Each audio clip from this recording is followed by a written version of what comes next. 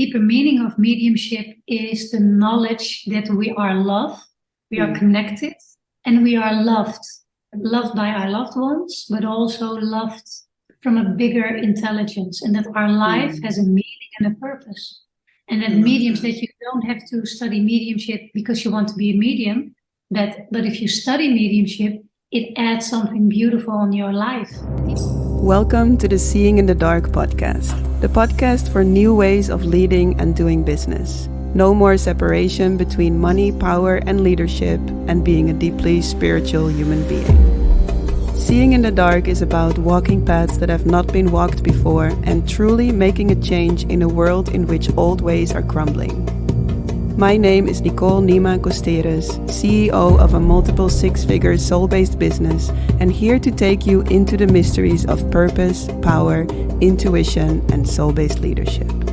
May you embody your own unique essence so deeply that your vibration naturally teaches, inspires, and assists others. Let's dive in. Welcome everyone. Today I am sitting here with a beautiful guest. Her name is Carmen Vreeburg, and Carmen is a medium, a teacher, and a coach. She has been a medium for over 20 years already now, and she teaches groups. She works one-on-one. She works both with private clients as well as business clients. She travels throughout Europe to teach her work, and I'm super excited to go into a conversation with her. And I actually recently signed up for your retreat, Carmen, that will happen in June. Yes, with other colleagues as well. Yes, we do. Yes. Yeah, but I specifically also signed up because I'm so curious about you and your work, because how I see you work as a medium, working in front of these big groups, I can feel there is this passion in me that just lights up and fires up. So I can't wait to be there, treat with you in June, and welcome in today's episode. Thank you so much. I'm really looking forward. Yes, thank you for inviting me. It's really an honor to speak with you. As I mentioned earlier to you before this conversation, I very vividly remember when I saw you the first time, also busy with exploring mediumship, and I really remember that there's something bubbly and light about you that I really, really like. So yeah, I remember really vividly when I saw you the first time. Yeah, and we were talking about that. That was also already 10 years ago. Yes, 10 years ago. Time flies. Yeah.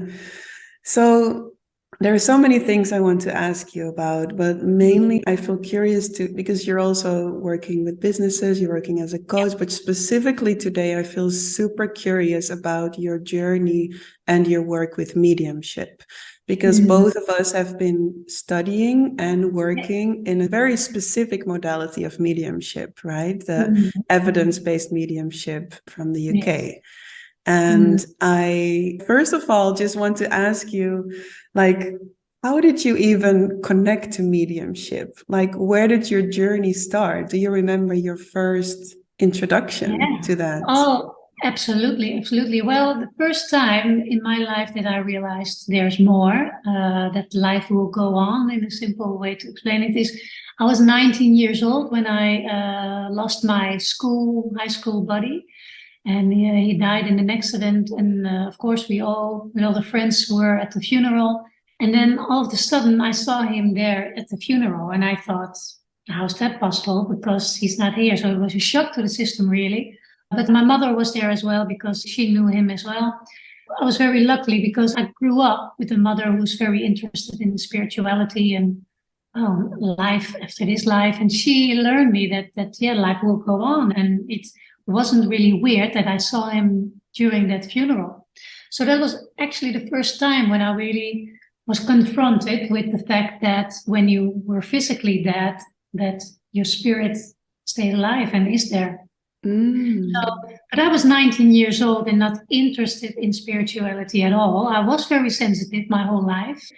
But for me, it was really difficult to find my place in life, in a sense, because when I was really young, I always felt more energy. I felt when people speaking to me and I felt something differently in their mood, I knew something wasn't correct, and it made me really feel insecure and unsure about my place and in a connection with people. And later I realized, yes, I could see them on another level, but they weren't themselves yet.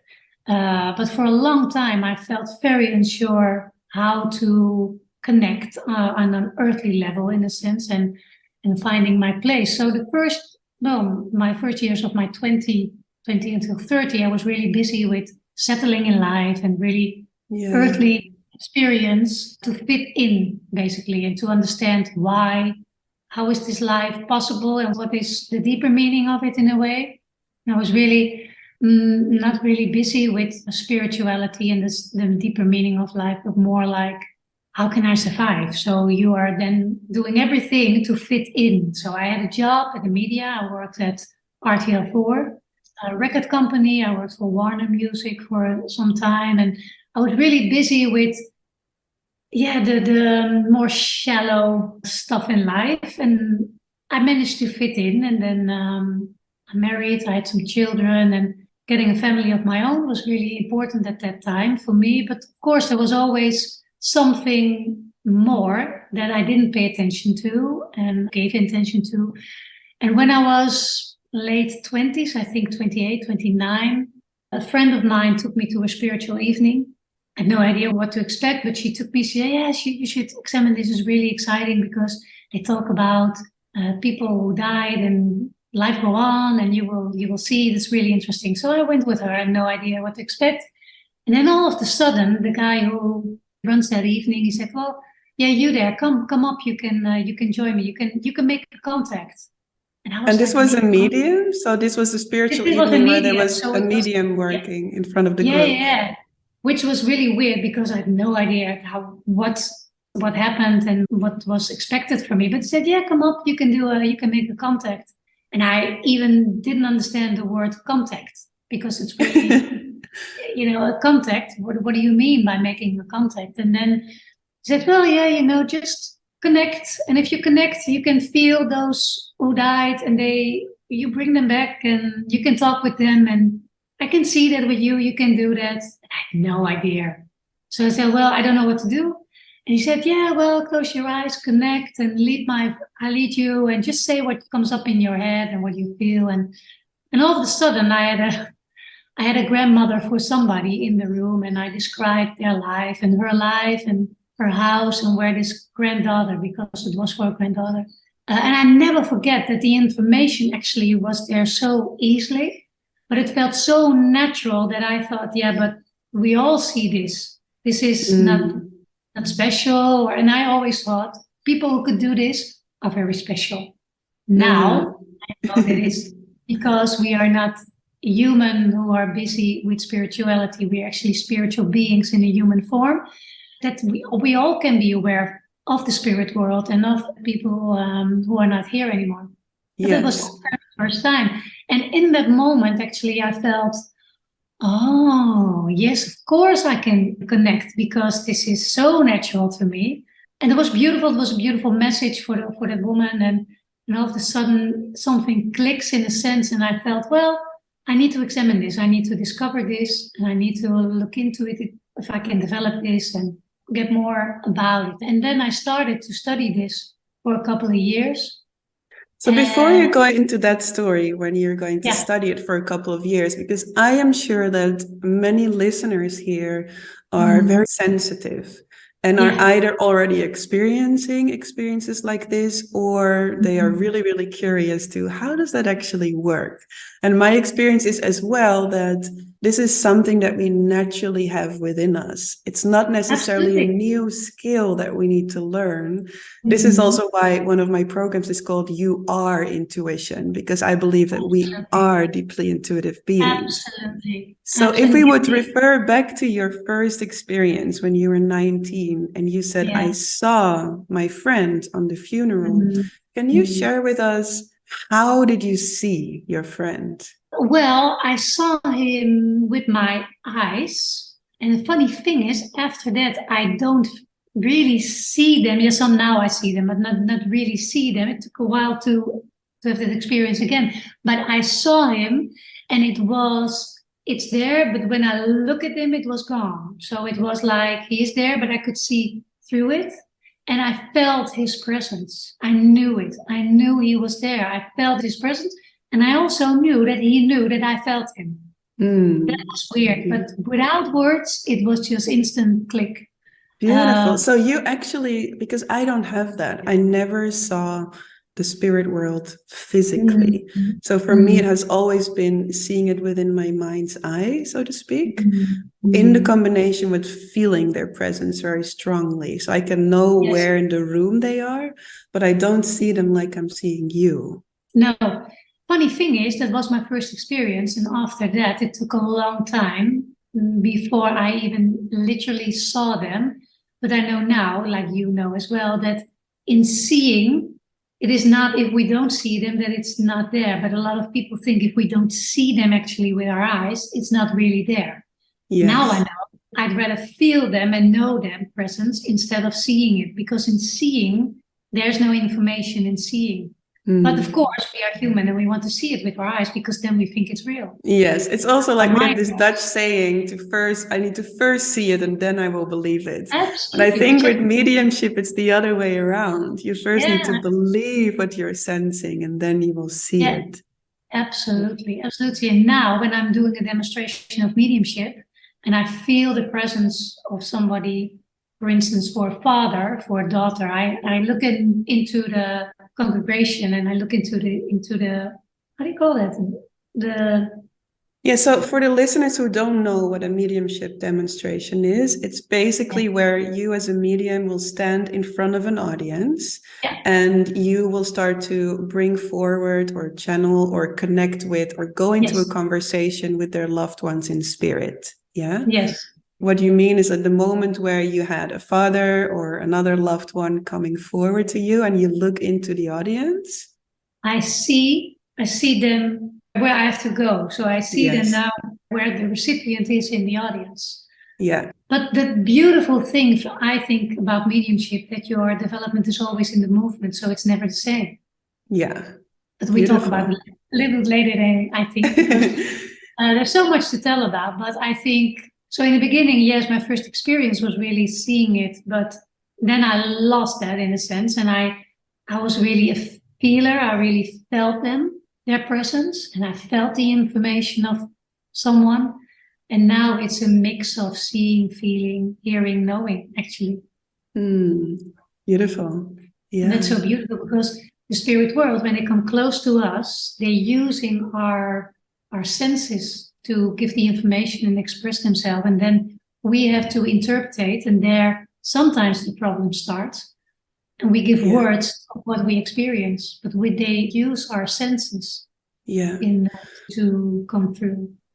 So what would you say to someone that has a feeling that they are sensing the spirit world, but they doubt it very much? What would be some of the things you would say to them? What I think the biggest problem we have in general is that mediumship is being made too special. Like it's a gift and only the really talented ones have it. But I believe it's our birthright because what I said earlier, I believe we are spiritual beings in a human form. So if that's so, then we are spirits and we're making a connection with spirit. So being aware of them and feeling them is really natural. But sometimes we make it too special and we feel like, something really big has to happen, like a thunder, and then they're in our presence. But I believe it's more in a natural thing. So we feel them very easily, but we feel them at the same way I feel you. I see you now, but I also can feel your presence. And I believe it's in a way the same experience. However, I know that when we make connection with the spirit world, it's in a different frequency. So we as humans, we can be aware of all these different frequencies. Like when you enter a room, there's a kind of frequency of energy. When I connect with you, I'm in your frequency of energy. When we make a connection with spirit, it's also in a different frequency. And at the same time, as a human being, I think we constantly vary in these frequencies. So we're never actually in the same frequency. But that's my opinion. I believe it's our natural habitat, in a sense, to have connection with spirit. But I believe if you have to work with them and if you really have to deliver something, then we really, as mediums, are higher our frequency and then connect in that frequency. Yeah, beautiful. So when they feel a presence with them, if somebody is listening now, what would be the first thing they could do if they want to make connection? Well, it depends in what kind of situation that happens. But I feel, and I think that's so beautiful. Personally, I believe the development of mediumship is for everybody. It should be for everybody, because I believe it's a lifestyle.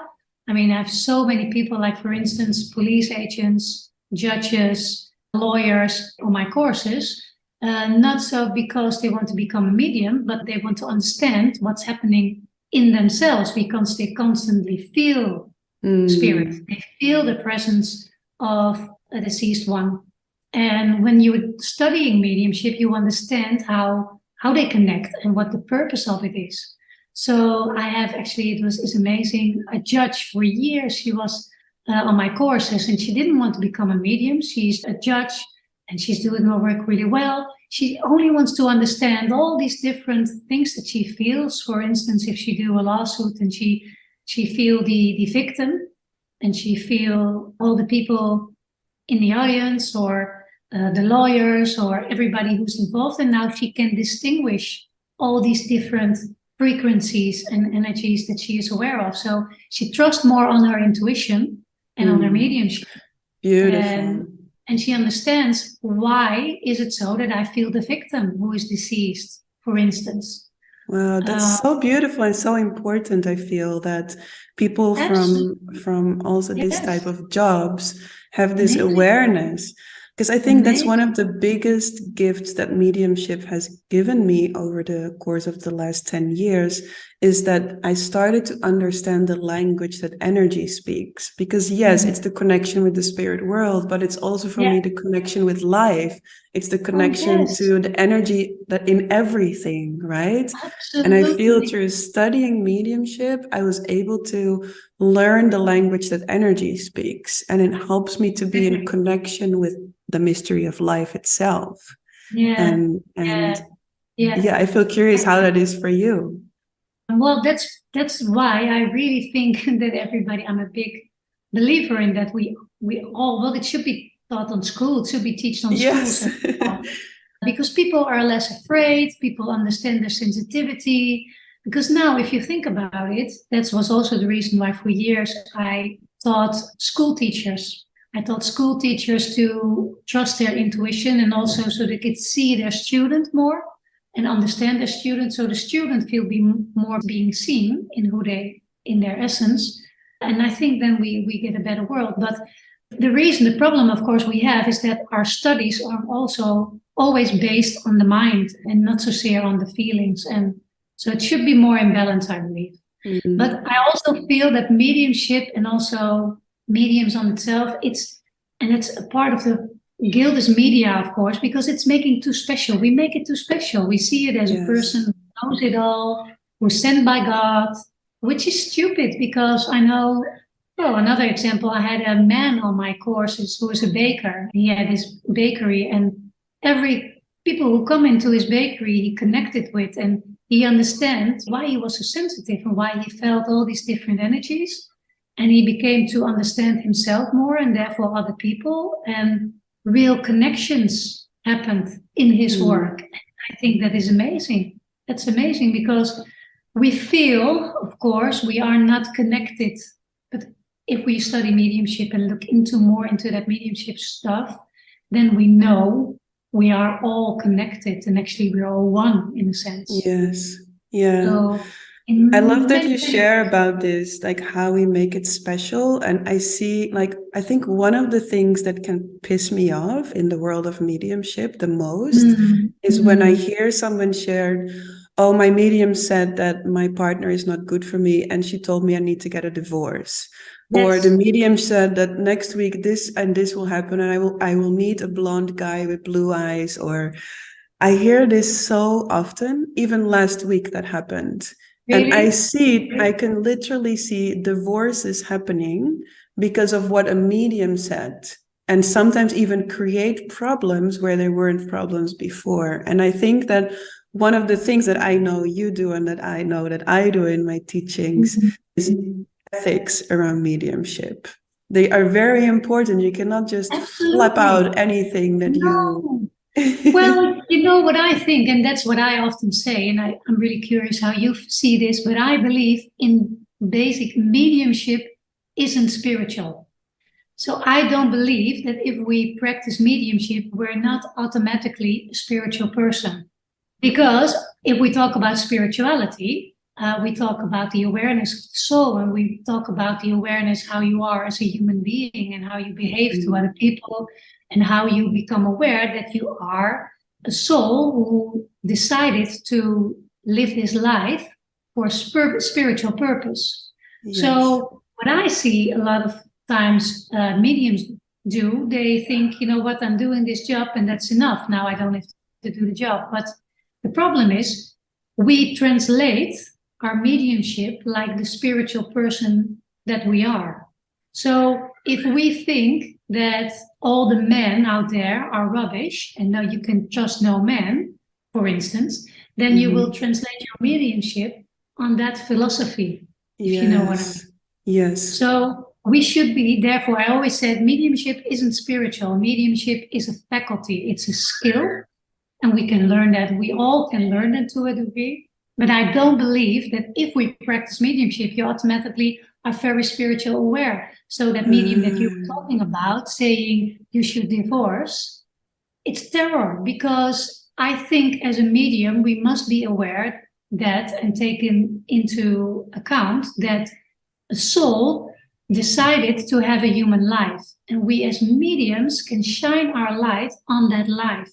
But we must have the highest respect of the plan of the soul. So, of course, we never must predict future. We never must say, you should do this.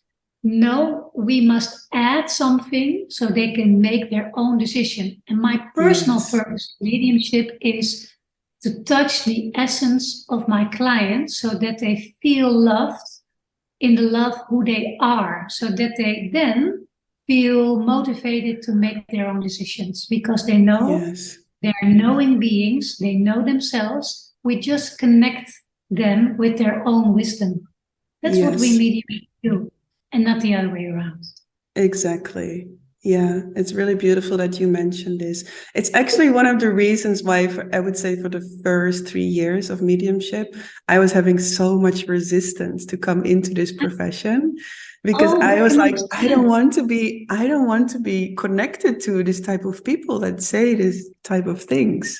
I want my clients or anybody that I'm in touch with to be deeply connected to the wisdom that they carry within themselves and to make all their decisions from there. And if my mediumship or my coaching can support you to make the decision from within yourself, beautiful. But I also always say, whatever I'm saying, if it doesn't resonate, leave it to the side. You know, take only with you what resonates and leave the rest behind. And I think that every medium should do that. Every person, but specifically also in the world of mediumship. And the thing is, the medium is not all-knowing.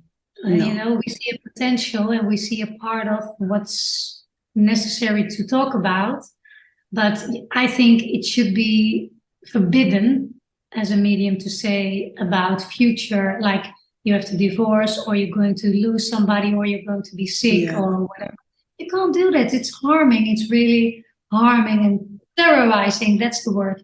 The path of the soul. And that's really a worry, I think. So, in my opinion, and also before that you look into the mediumship, I think mediumship and spiritual development has to combine. It has to come together. Because, like I said, I believe we translate our mediumship like the spiritual person that you are. And we are not all-knowing. Absolutely, we are not all-knowing. We are also a work in progress. And I know for you as well, and for myself as well, that we also have to deal with life problems, and we are also have to work on ourselves. And for a long time, I had some difficulties with myself in a sense of, am I worthy enough? Am I okay enough? And we have to work on that, and it's fine because it's part of life. Yeah, beautiful. So over the 20 years that you have been working with a medium, what would you say has been in your mediumistic development? What would you say has been one of the challenges that you can bump into or that you bumped into?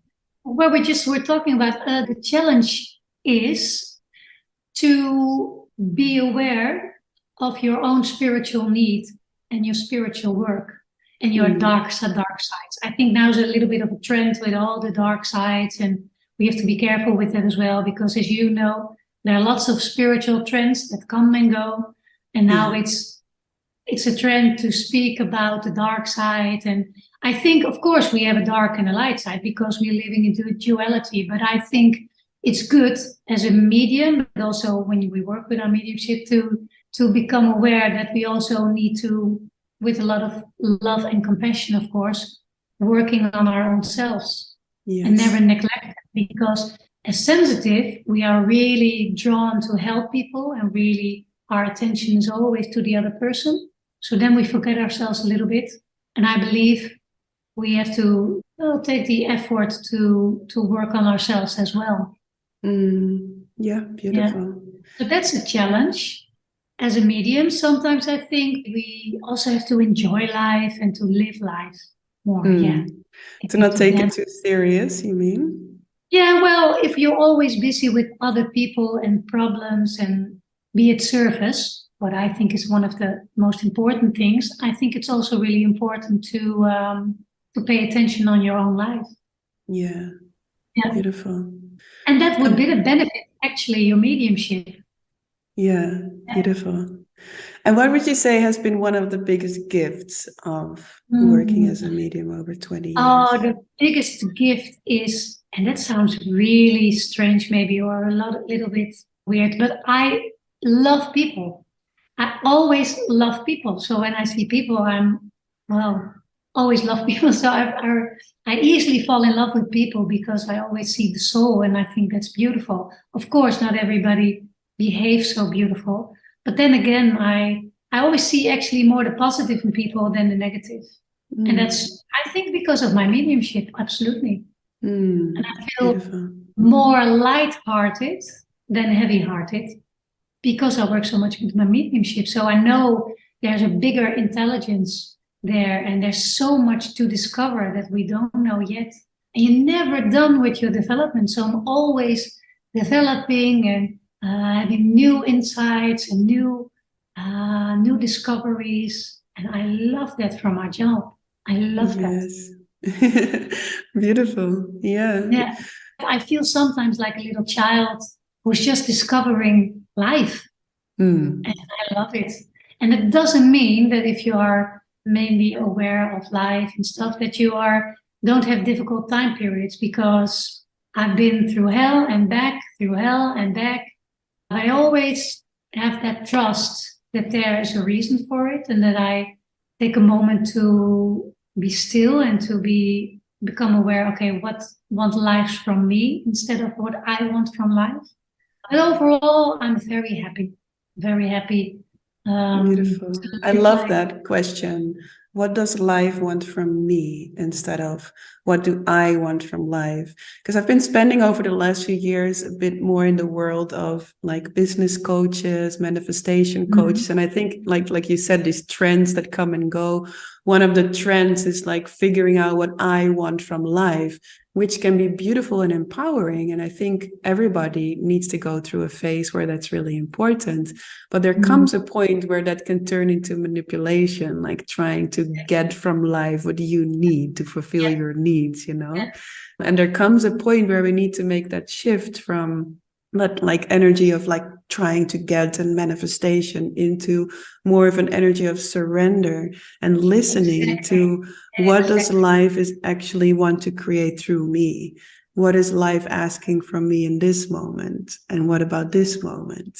And it's also an energy that feels, for me at least, much more relaxed, much more surrendered, much more in the kind of out breath. Even though hard work can occur in that, it comes from a more surrendered place.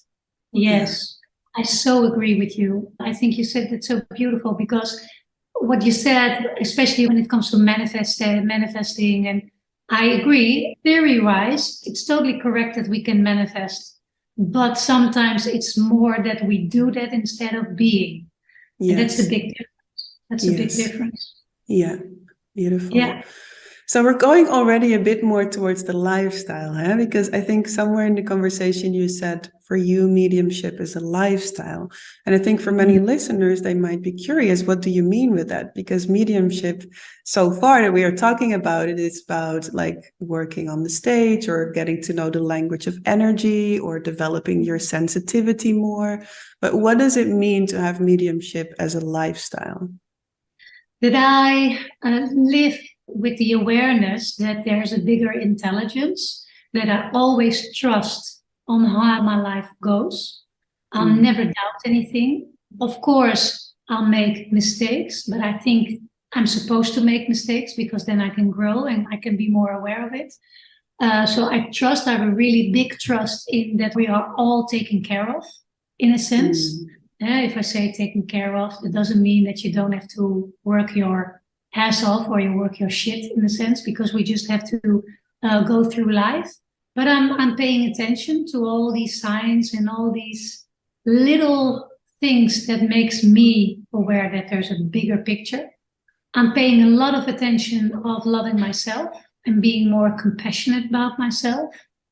So mediumship is also about really knowing that this life that we have is for the development and experiencing of our soul.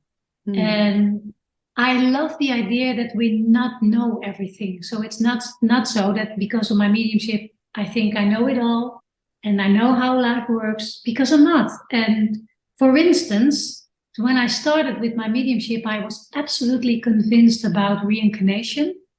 Now, 20 years later, I think, well, reincarnation, yes, but not on the way that I believed it. I believed that every life would be here. So I was your mother, then I was your father, then I was a son, then I was blah, blah, blah, blah.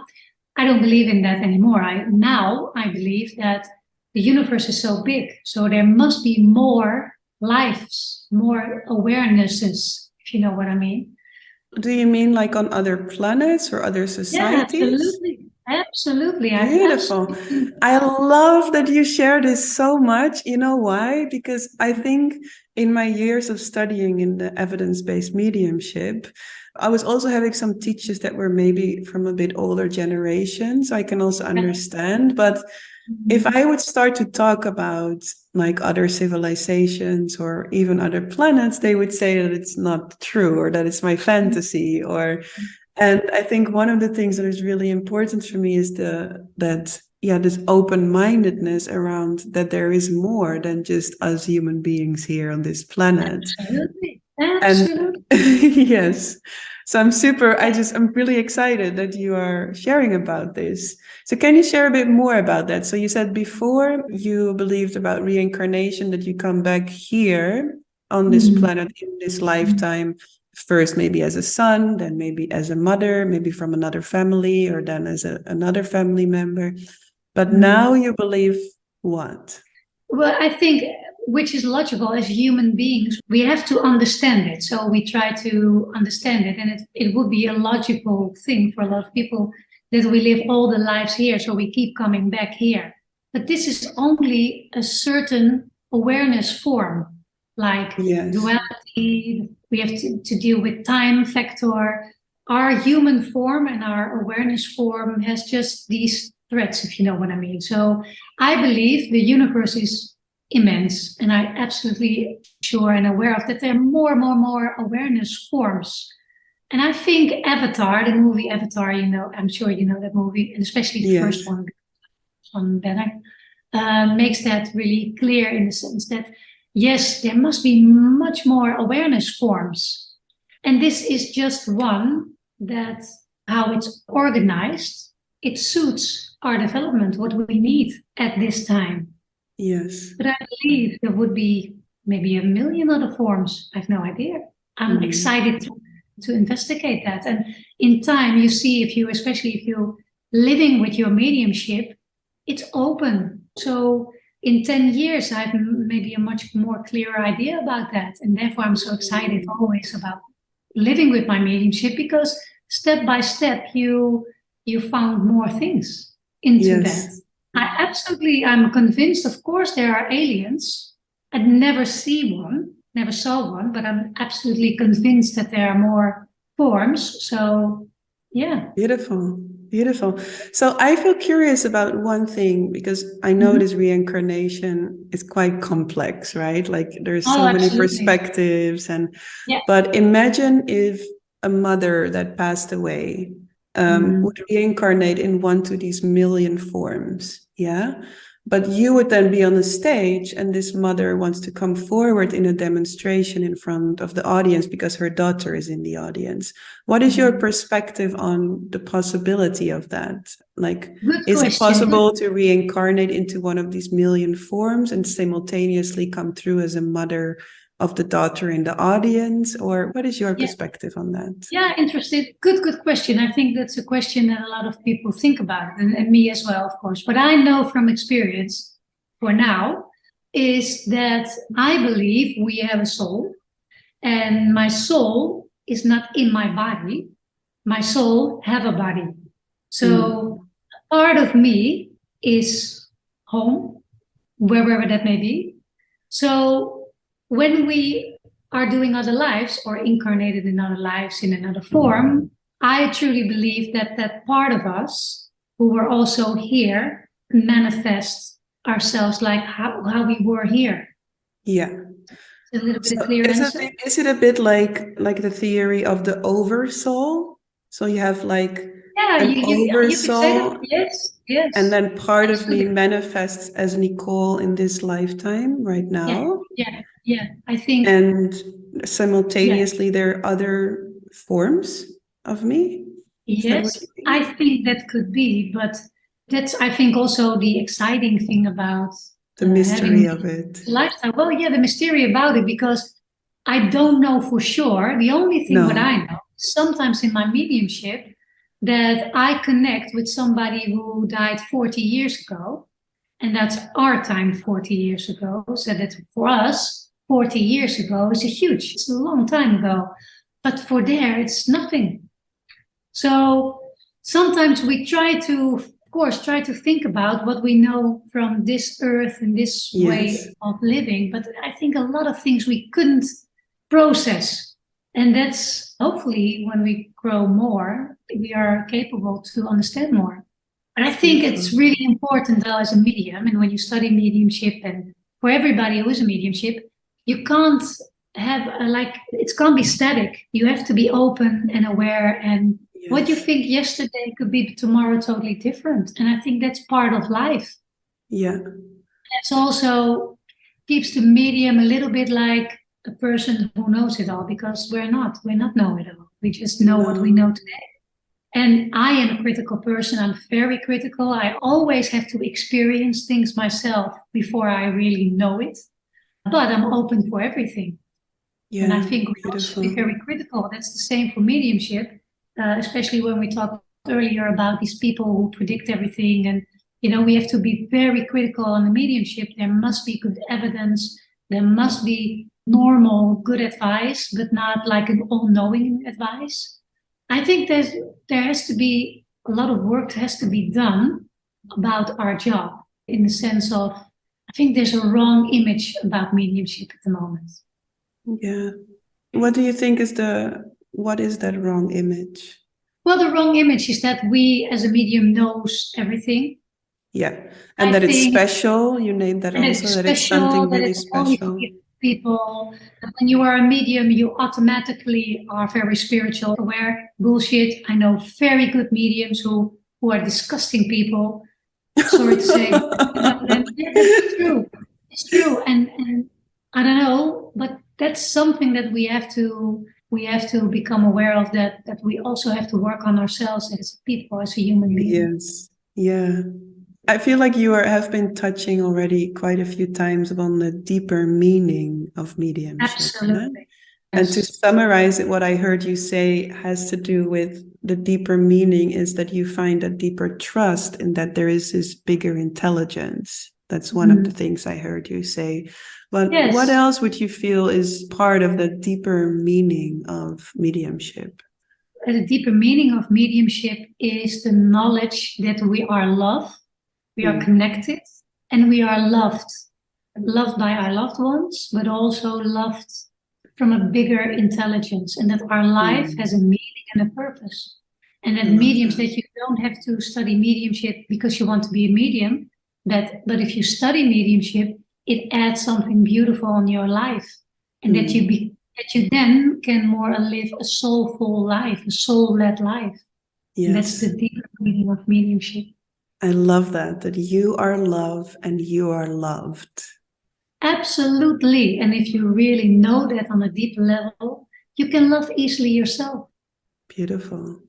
Yes. So when there's listeners and they're curious, like, ooh, I really love what Carmen is sharing, and they would love to find out more about you or find out how they can work with you, where can they find more information? We can also link it below this episode. Yeah, maybe you also want to share about it a bit more. Well, I have a website, and it's called soulandintuition.com.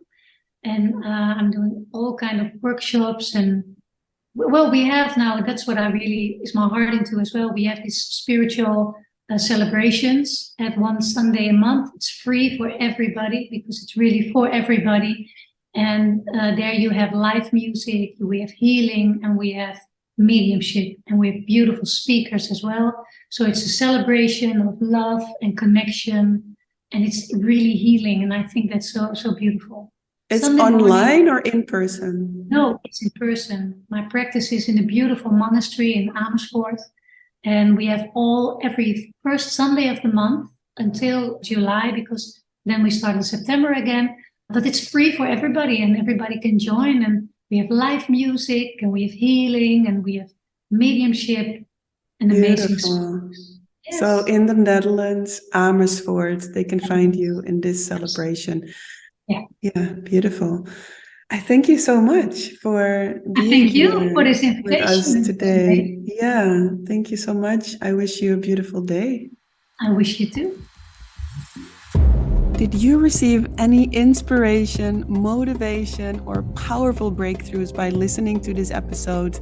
Then please share this episode by taking a screenshot and tagging me in your stories at nicole.nima.costeres.